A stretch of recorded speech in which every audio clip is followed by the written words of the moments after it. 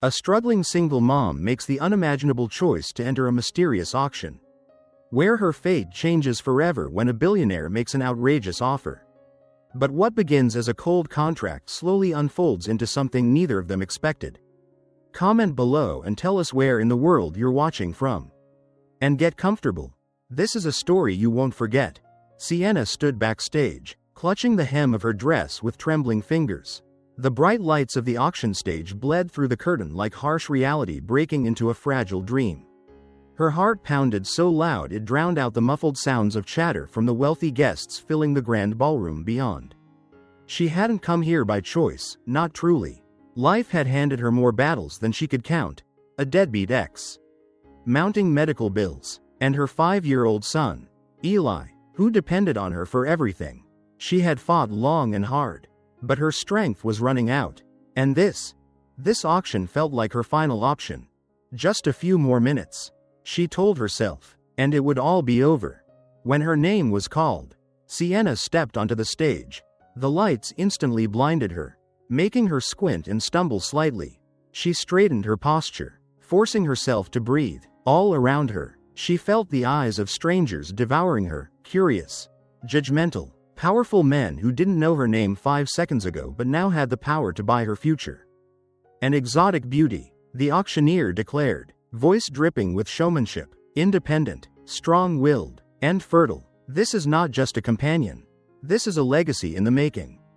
Sienna's stomach twisted. She hated the words, hated herself for standing there. But this was the deal. 1 year in a contract, 9 months carrying a billionaire's child, and enough money to give Eli a stable life. She barely registered the murmur of the crowd until a voice, low, calm, and firm, cut through the room like thunder. 1 million. The entire room went silent. The voice came from the back, a man standing tall in a crisp tailored suit. His presence so commanding it seemed to hush the air itself. Tanned skin, sharp features, dark eyes that gave away nothing. He didn't raise his hand. He didn't repeat himself. He didn't need to. The auctioneer stammered briefly, then confirmed, sold. To Mr. Zayden Al-Rami. The name echoed through the room. Everyone had heard of him. A billionaire investor from Dubai, known for his ruthless decisions and scandal-free reputation. No one knew much about his personal life, only that he was unmarried, had no known family, and built his empire from nothing. Sienna's breath caught as he walked toward the side of the stage. His stride was measured, unhurried. The way he looked at her wasn't lustful or admiring, it was analytical. As if she were a chess piece he was about to move. Backstage, an assistant guided her into a private room with floor-to-ceiling glass walls and a sleek black leather couch. A folder was waiting on the table. Zayden stepped inside, closed the door behind him, and sat across from her without a word. He reached for the folder, opened it, and slid the top page toward her. "You'll find the contract straightforward," he said. His voice was calm but cold. 9 months after the child is born, you will hand over full custody. There will be no further communication. Compensation has already been arranged. Sienna's eyes scanned the document. Her hands began to shake as she reached the section that broke her heart. "You want me to give you the baby, and just walk away?" she whispered. "I need an heir," Zayden said plainly. "I do not need complications." Sienna stood, tears threatening behind her eyes. "You want me to carry a child for almost a year, feel it grow inside me, give birth, and then just pretend none of it happened? You agreed to be here," he replied, unfazed. "You knew what this was." "I didn't know it would feel like this." He leaned back slightly, studying her. "You may sign it now or walk away with nothing. That's your choice." The silence between them stretched until it ached. She thought of Eli, of the cold nights, of the nights he'd gone to bed hungry, of the time he'd cried because she couldn't afford the toy car he wanted for his birthday. With a heart heavy as stone, she picked up the pen. She signed. Zayden didn't gloat. He simply took the folder, tucked it under his arm, and said, "A car will pick you up at 7 a.m. tomorrow. You'll undergo medical evaluation, then be escorted to my estate. Until then, get some rest." Then he left. Alone in the sterile room, Sienna stared at her signature, already regretting every curve of ink. The next morning, A sleek black limousine pulled up in front of her tiny apartment. She'd packed a single duffel bag the night before, but there wasn't much to take. The hardest part was saying goodbye to Eli. She knelt down, smoothing back his curls and trying to smile. "I'll be gone for a while, sweetheart," she whispered, "but it's going to be okay. I promise." "Are you going to work?" he asked.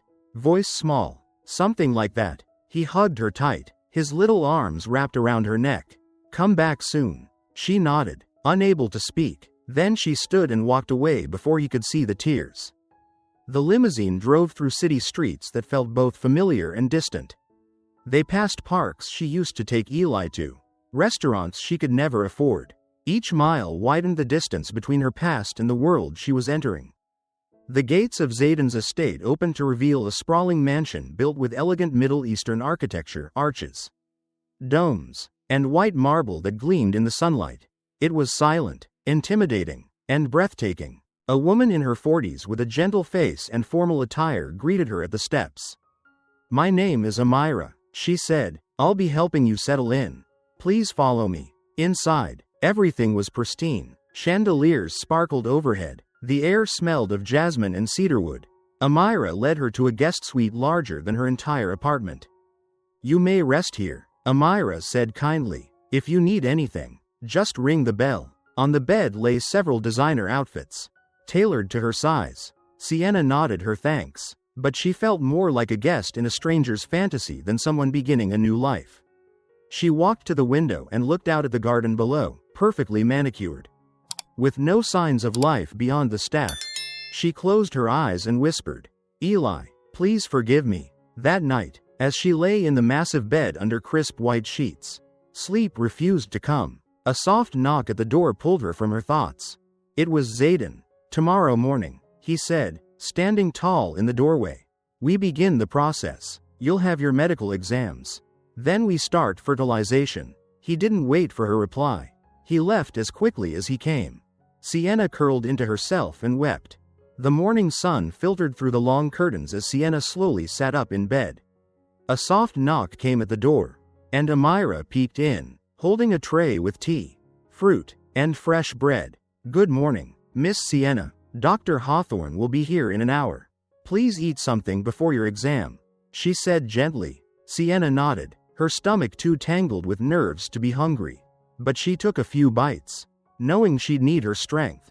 Everything about this felt surreal. Just days ago, she was chasing rent and skipping meals for Eli. Now, she was preparing to carry a billionaire's child, in a mansion far removed from the world she knew. A short while later, she was escorted into a private medical room tucked within the estate, modern, sleek, and entirely sterile. The doctor greeted her politely, then began a series of examinations, scans, and tests. Sienna felt more like a vessel than a person. Zayden didn't speak much during the appointment. He stood at a distance, arms crossed, his gaze unreadable. To him, this was a transaction, a step in securing a future heir. But to Sienna, it felt like she was slowly being erased.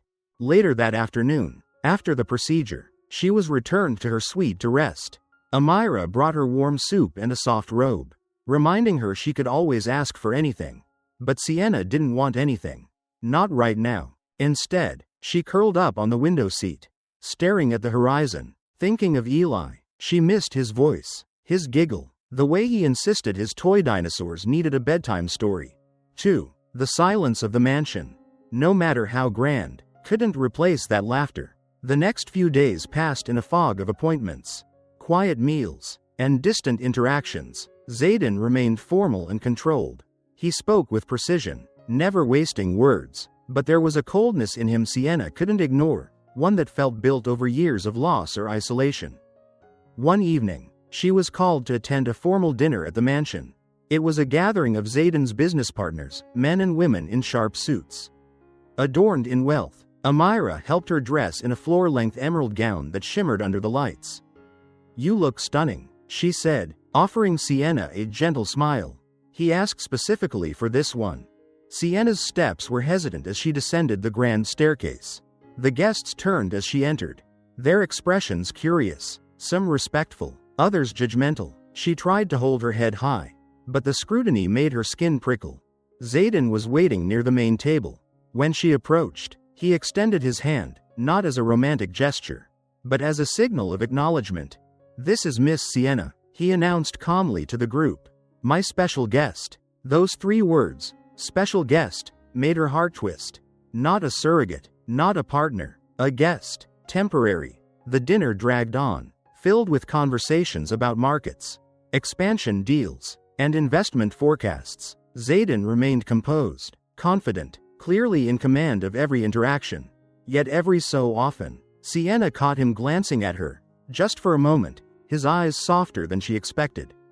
After dinner, as guests filtered out and the staff began clearing the table, Sienna lingered at the edge of the hall. Zayden approached, wine glass in hand. "You handled yourself well tonight," he said. "I wasn't exactly sure what to do," she admitted. He shrugged. "You were present. That's more than I expect from most people." She tilted her head. "That's a low bar." "For some," he replied, almost amused. "For me, it's a start." That night, she found a small stack of books neatly arranged on her bedside table, titles she'd mentioned in passing days earlier. Novels she loved but hadn't read in years. It was such a subtle gesture, yet it caught her completely off guard.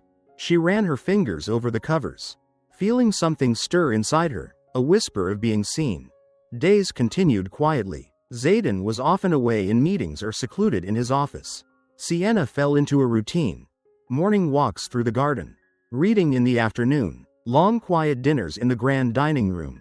Occasionally, Amira would join her, sharing stories of the house, of Zayden's youth.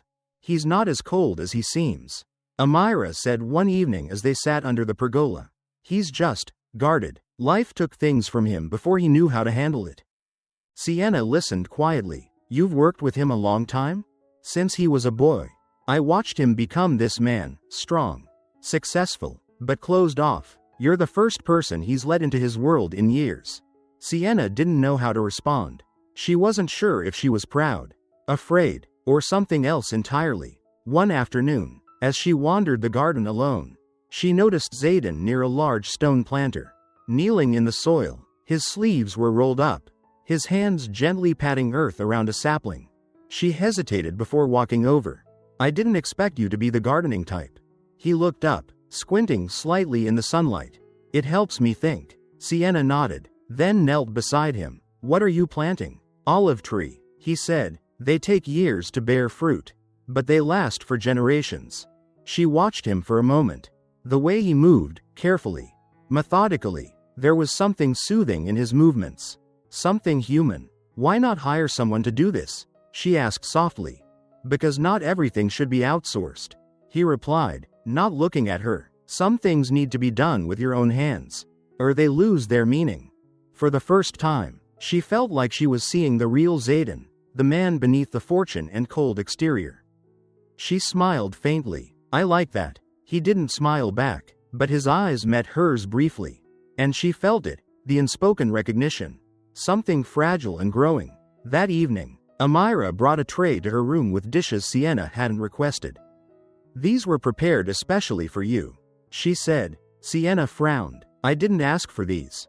"Mr. Zayden did." She stared at the tray, her favorite comfort foods, carefully prepared. He'd been listening. Again, something warm pressed against the wall she'd been building in her heart. Later that night, she stood on the balcony, a gentle wind brushing her hair. The stars blinked quietly above. She whispered into the night, "Eli, I'm doing this for you. But maybe I'm finding something for me, too." The mansion remained silent most days, wrapped in marble stillness and echoing halls. But for Sienna, the silence no longer felt like a cage. It was becoming a space where her thoughts could breathe. She found herself settling into unexpected rhythms. Morning walks in the rose garden, quiet lunches with Amira, evenings with a book by the fountain, and more often than not, she would cross paths with Zayden. These interactions weren't dramatic or sweeping. They were subtle, almost accidental. A passing comment about the weather, a shared glance in the hallway, a nod across the dining table. Yet each one built a strange sense of comfort, like stepping into shallow waters after years of stormy seas. One evening, she saw him sitting on a stone bench near the orange trees. hands resting on his knees, eyes closed. Sienna hesitated, then approached quietly. Do you come here often? Zayden opened his eyes slowly. Sometimes, when I need to think. What do you think about? She asked. Gently. He paused. Things I can't fix. Things I've buried. She sat down a few feet away. I do that too. He turned toward her slightly. Expression unreadable. You miss your son. Every minute. Zayden looked away, as if the weight of that truth was too much to bear. I didn't ask about him before.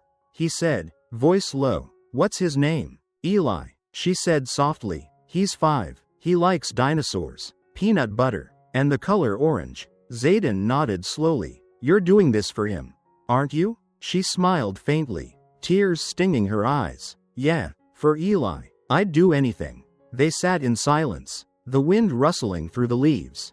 For once, it didn't feel uncomfortable. Later that week, Zayden knocked on her door, not his usual commanding rap, but a softer one. I want to show you something, he said. She followed him through the mansion, up a narrow spiral staircase she hadn't seen before, until they reached a rooftop balcony overlooking the hills. The sun was just beginning to set, casting golden light over the world. This used to be my mother's favorite spot, he said, leaning on the railing. She'd come up here every evening with a book and tea. Sienna looked around. The view was breathtaking, but there was more to it than beauty. There was peace here. She must have been special, she said. She was the only softness in my life. Zayden admitted. When she passed, everything hardened. Sienna looked at him, surprised by the vulnerability in his voice.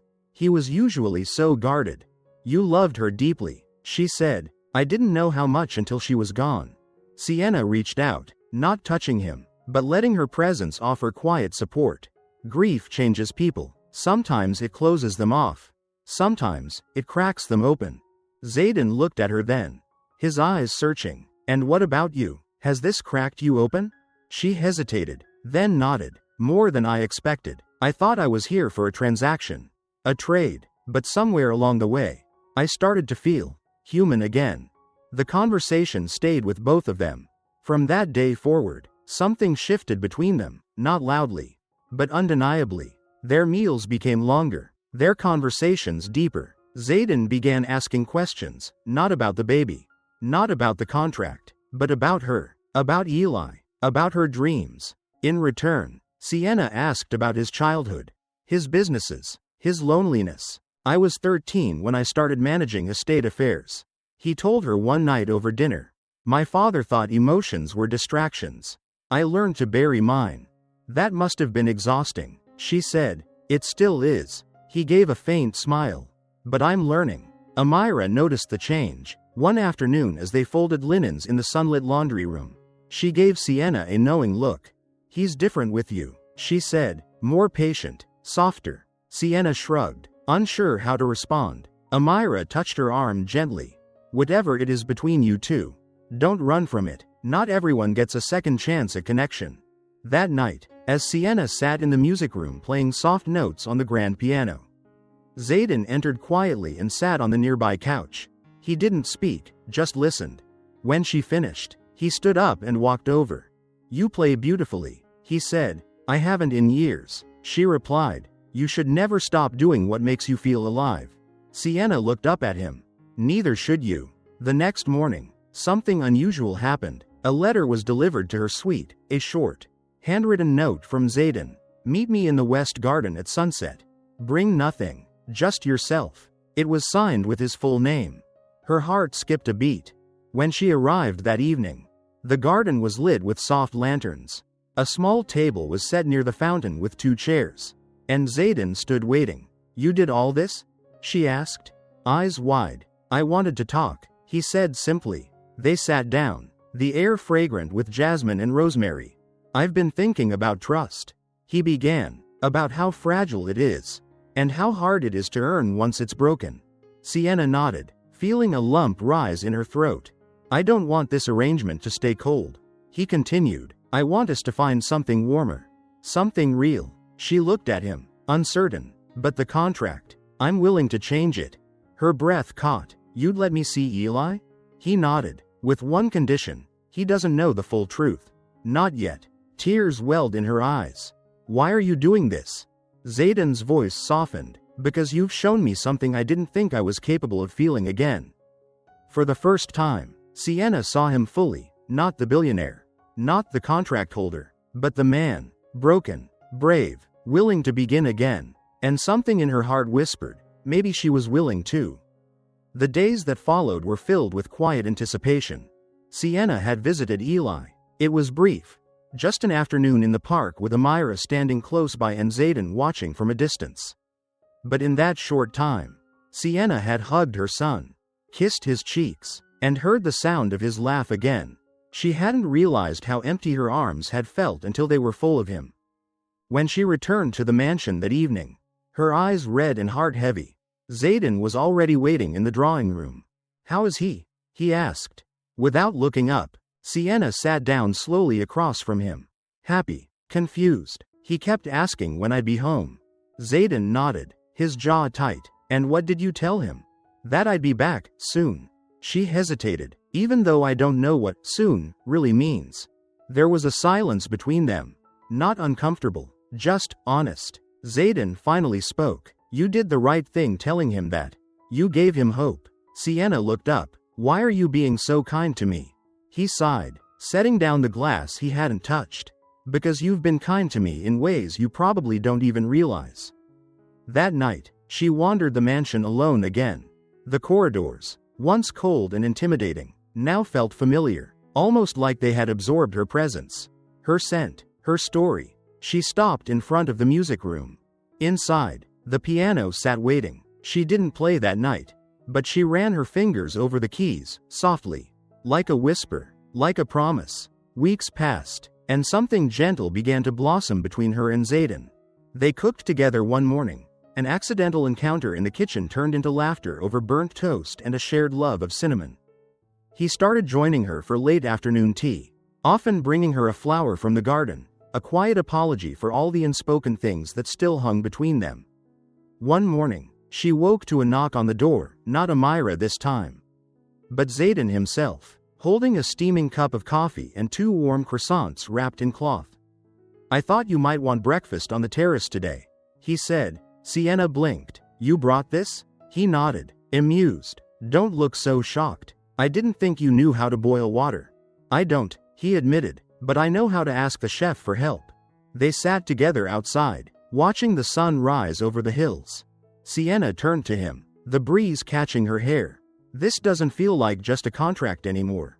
Zayden didn't answer immediately, because it's not. For a moment, nothing needed to be said.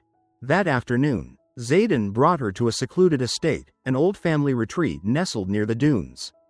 It was peaceful, surrounded by desert hills and olive trees.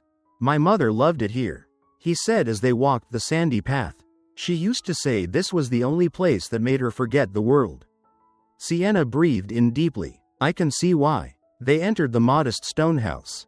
Simple, warm, so unlike the mansion. As they stood in the main room, sunlight streaming through the arched windows, Zayden turned to her. I wanted you to see this place because I wanted you to know. Not everything in my world is built on wealth.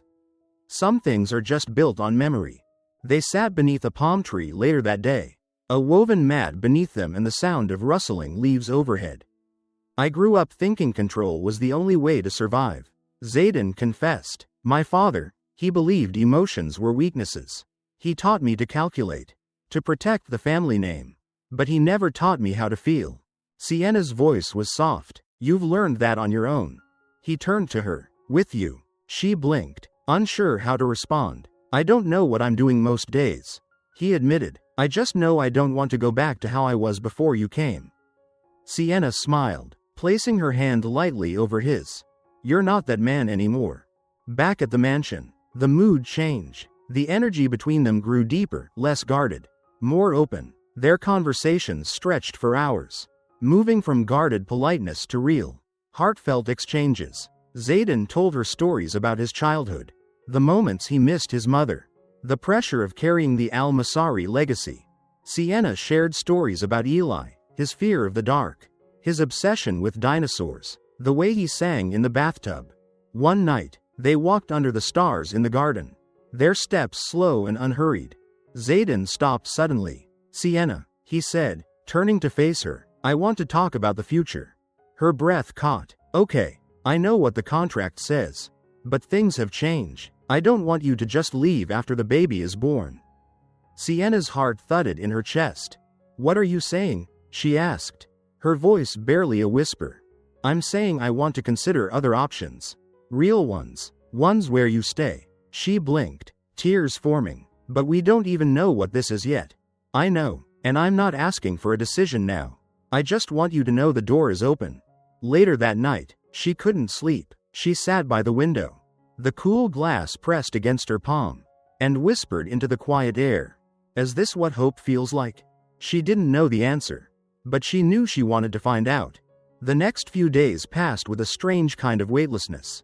Like everything in the mansion had subtly shifted, less formality, more comfort. Sienna noticed the difference not just in how Zayden spoke to her, but how he moved through his own home. He no longer seemed like a man keeping a measured distance. There was a softness to him now, quiet but unmistakable.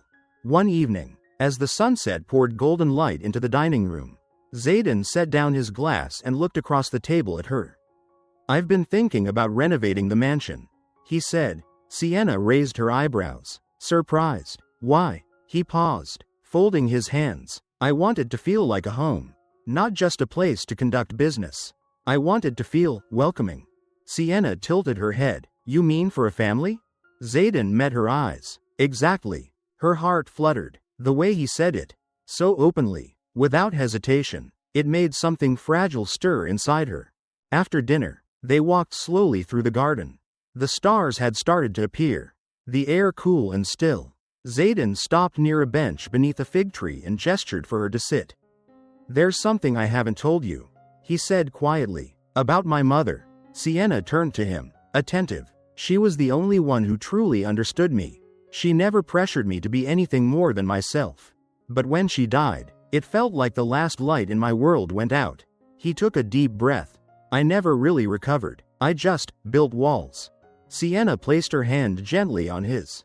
You've let me in, she said. That counts for something. He looked at her, his voice rough with emotion. You've helped me see things I was blind to. That maybe there's more to life than legacy and expectations. She smiled, her chest aching with empathy. You've shown me things too. Strength, grace, that even in brokenness, something beautiful can grow. Their eyes locked in the quiet glow of the lantern light. Zayden exhaled. I never thought I'd want something more than control. But now, I want connection. With you, with Eli, with this child. That moment crystallized something between them. No longer employer and surrogate, but two people daring to hope. In the days that followed, Zayden began making tangible changes. He called his lawyers, sat down with his estate advisors, and started revising the original agreement. When he presented the new documents to Sienna, she blinked in disbelief. You've taken out the clause that says I have to leave after the birth? She asked. He nodded. You'll still have full rights to see Eli. No separation. No secrets. You stay, if that's what you want. She covered her mouth with her hand, overwhelmed. I don't know what to say. Just tell me how you feel, he said. She looked at him, her eyes glistening. I feel seen, and that's something I haven't felt in years. Later that week, Zayden had another surprise. We're going to visit Eli, he announced one morning over breakfast. Sienna froze mid-sip. What? I want to meet him, he said, properly. Not from across a park. If he's going to be part of our lives, I want him to know he matters. She stared at him, stunned. Are you serious? Completely. The drive into the city was quiet, but not tense. Sienna was nervous. Nervous for Eli to meet this man who had, in so many ways, changed her life. Zayden was calm but visibly focused. His jaw set, eyes ahead. When they arrived, Eli ran into her arms, squealing with joy. Mommy. She scooped him up, hugging him tightly. Oh baby, I missed you so much. Eli looked over her shoulder. Who's that? He asked, pointing. Sienna turned. Zayden stood a few feet away, giving them space. She knelt to Eli's level. This is my friend, Zayden. Zayden crouched slowly. Hi Eli, I've heard a lot about you. Eli studied him, then tilted his head. Do you like dinosaurs? Zayden smiled. I think they're pretty amazing. Eli grinned. Me too. It was a simple moment, but one that stitched something powerful between them. Back at the mansion that night, Zayden seemed quieter than usual. Not distant, just thoughtful. Sienna found him sitting in the lounge, reading through documents. She walked in with a cup of tea and paused at the doorway. Can I interrupt? He looked up and smiled. Always. She sat beside him. Thank you. For today. For showing up. He set his papers down. You're worth showing up for.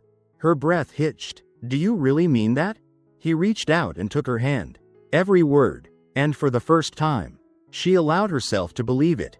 That night, as she lay in bed, her hand resting on the curve of her growing belly, she whispered to the ceiling, we might be okay. In the coming days, their routine grew richer. Zayden took more time away from his business meetings to be present. They read together in the evenings, planned nursery colors, and shared stories from their pasts. One morning, Zayden turned to her at breakfast. I've been thinking, he said slowly, what if Eli lived here, with us?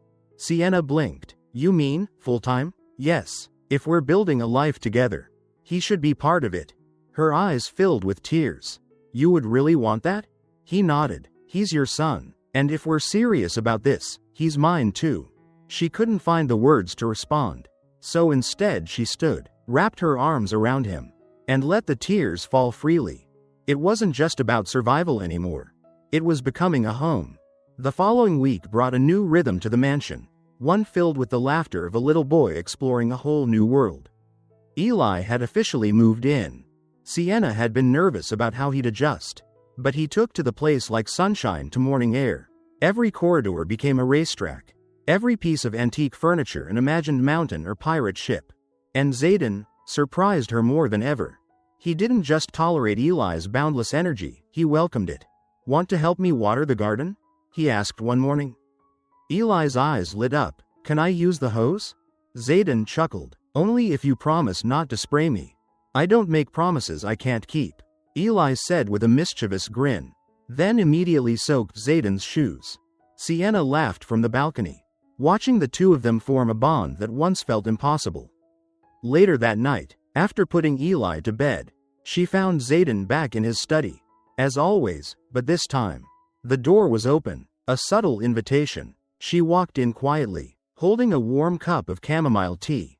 You're working late, she said softly. Zayden looked up from the stack of papers. Not really working, just thinking. She placed the tea on his desk and sat across from him. About what? He leaned back in his chair, rubbing the back of his neck. About how much has changed in such a short time. Sienna gave him a gentle smile. In a good way? He nodded. In the best way. There was a pause before he added, you've brought life into this house. Sienna, not just Eli, you. Her chest ached with warmth. I didn't plan for any of this. Neither did I. His voice dropped. But now I can't imagine life without it.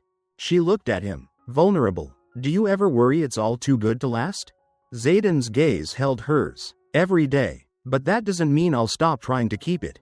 In the days that followed, Zayden became even more intentional. He started involving Sienna in household decisions, renovation plans, hiring new staff, even choosing art for the nursery. One afternoon, as she stood in the sun-drenched hallway admiring a painting he'd picked for the baby's room, he approached her quietly. There's something I've been thinking about, he said. She turned, sensing the weight in his voice. What is it? I want to rewrite the rest of the contract. Her brows furrowed. You already made changes. Not enough, he said. I want to remove every clause that treats you like a temporary part of this life. I want you to have the freedom to stay, not because of a deal, but because you want to. She felt tears sting her eyes. Zayden, he stepped closer. I know I started this all wrong, but I'm not that man anymore. You showed me how to be better, and I want to be that man, for you, for Eli, for our baby. She placed her hand over his heart, feeling it beat steadily beneath his shirt. I want that too, she whispered. That evening, they hosted a quiet dinner on the terrace, just the three of them. Eli told wild stories about pirate caves and magical dinosaurs, while Zayden laughed with genuine delight. When the stars emerged, Sienna leaned her head against Zayden's shoulder. And for once, she felt no fear about the future. A week later, they went to the doctor for a checkup. The baby was strong, healthy, perfect. Zayden held Sienna's hand the entire time, eyes never leaving the monitor screen as their child's heartbeat echoed in the room. On the drive back, he was quiet, thoughtful. When they arrived at the mansion, he asked Eli to stay with Amira for a bit, then led Sienna to the garden. The sun was setting in shades of orange and rose. The fountain sparkled in the fading light. "I've been meaning to ask you something," he said. Sienna turned to him, brow raised. "What is it?" He took a deep breath, then reached into his jacket pocket. When he dropped to one knee, Sienna's breath caught in her throat. Zayden held out a velvet box. Inside was a delicate ring, simple, elegant, timeless. "Will you marry me?" Sienna's eyes filled with tears. "Zayden, I know this started out wrong," he said, "but everything that came after was real. You, Eli, this baby, you're my family. I want to build a life with you. Not because of a contract, but because I love you." Tears streamed down her cheeks.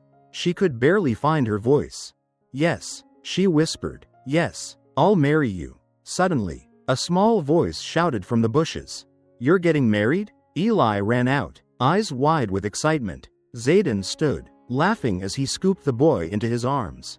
"Yes, champ, we're going to be a real family." Eli threw his arms around both of them. Best day ever. That night, under the same stars that had once watched them struggle in silence, they danced together on the terrace, no longer strangers, no longer trapped by duty. Just two people who had found something beautiful in the unlikeliest place, each other. The months that followed were filled with joy, transformation, and the kind of quiet magic that only comes when life begins to feel like it finally fits. Sienna and Zayden threw themselves into preparations, not just for the wedding, but for the life they were slowly building as a family. Eli, now a permanent little whirlwind in the mansion, took his role as big brother in training very seriously. He followed Amira around the house asking questions like, "Will the baby like dinosaurs?" And, "Can I teach it how to use a spoon?" The nursery was painted a soft sage green, with delicate stencils of stars, moons, and birds on the walls. Zayden even ordered a hand-carved crib from a local artisan, something he hadn't done for sentiment, but because he wanted every part of their life to be meaningful. One quiet afternoon, Sienna sat in the nursery's rocking chair, gently stroking her belly as Eli flipped through a picture book on the floor. "You're going to be the best big brother," she said softly. Eli looked up and grinned. "I know, I've been practicing." Zayden entered a moment later, standing quietly in the doorway, watching the two people who had unknowingly taught him how to love. When Sienna looked up and caught his eye, her heart melted all over again. He didn't have to say a word, his presence said everything. A few weeks later, the wedding took place. They chose a quiet courtyard just beyond the garden, decorated with fresh jasmine, flickering lanterns, and strings of soft golden lights that danced in the evening breeze. Sienna wore a gown that shimmered like moonlight. Her hair swept into a simple, elegant knot. Eli stood proudly beside her, holding a small velvet box with the wedding bands nestled inside. When the music began and she walked toward Zayden, the world faded. There was no contract, no past, no burden, only this moment. Zayden's vows were simple. "I didn't know what love was until you walked into my life," he said. "You taught me that vulnerability isn't weakness. That family isn't built with signatures or blood, but with trust, sacrifice, and love." Sienna's eyes shimmered with tears. "I thought I had lost everything," she whispered, "but you gave it back to me, piece by piece.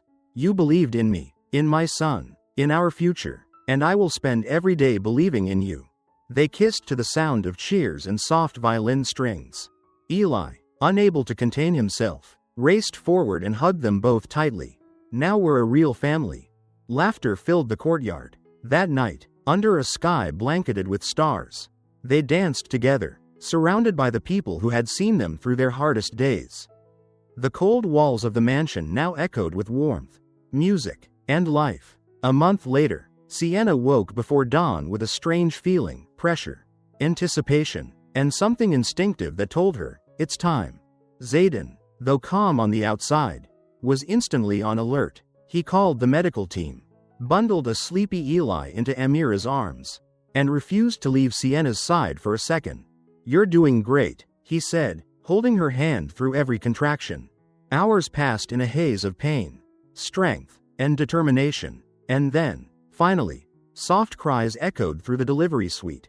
Zayden blinked back tears as the doctor handed him their baby, red-faced, tiny, and perfect. "She's beautiful," he whispered. Sienna reached out, exhausted but glowing. "Let me see her." He gently placed the baby in her arms. "Their daughter." Eli peeked through the hospital door minutes later and shouted, "Is that my sister?" Zayden laughed. "Yes, champ. Come meet her." The boy crept in, wide-eyed, and stared down at the newborn wrapped in pink. "She looks like a potato," he said seriously. Sienna chuckled. "A very cute potato." Zayden kissed her forehead. "You did it. We did it." In the days after bringing the baby home, the mansion settled into a new kind of chaos: bottles, burp cloths, lullabies, and late-night pacing down the halls. But this time, no one was alone. Zayden took to fatherhood with an intensity and tenderness that stunned even him. He held the baby with the same steadiness he once reserved for business negotiations. He was gentle, patient, even when she cried for hours.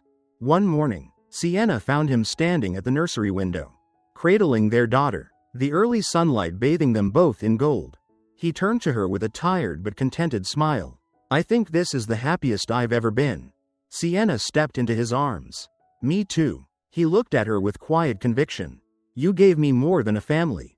Sienna, you gave me a second chance at life."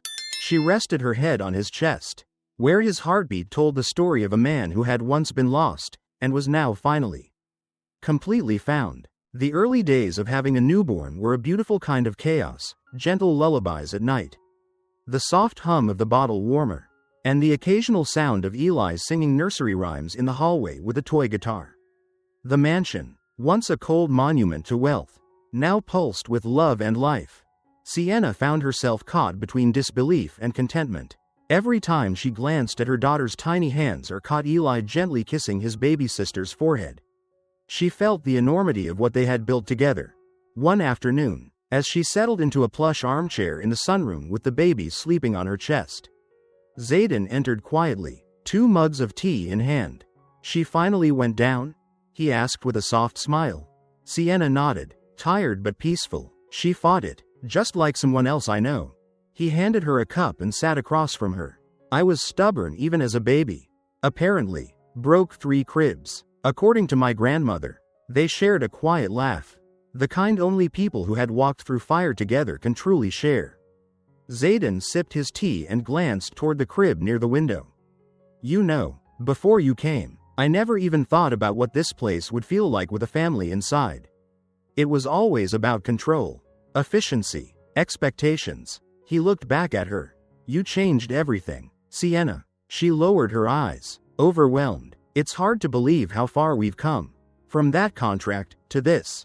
Zayden leaned forward, resting his elbows on his knees. "Do you regret any of it?" She didn't answer right away. Her gaze went to the baby, then to the hallway where Eli's voice echoed as he played with Amira. "No," she finally said. "Even the painful parts, they led us here." Later that evening, while Zayden was tucked into the library reviewing some documents, Sienna wandered into the garden. She needed a moment alone, just to breathe and process. The cool breeze carried the scent of jasmine. The same garden that once felt like a prison now offered her peace. She traced her fingers along the petals of a blooming rose, smiling softly to herself. Zayden joined her minutes later, his hands tucked into his pockets. "I missed you," he said simply. She turned to face him. "I was just thinking." "About what?" "About how all of this almost didn't happen." Her voice faltered. "There were so many moments I wanted to run. So many times I thought I was just another deal to you." He stepped closer, voice low. "And I was afraid of losing control. That letting someone into my heart would make me weak." They stood there for a beat in silence, the moonlight casting soft shadows over their faces.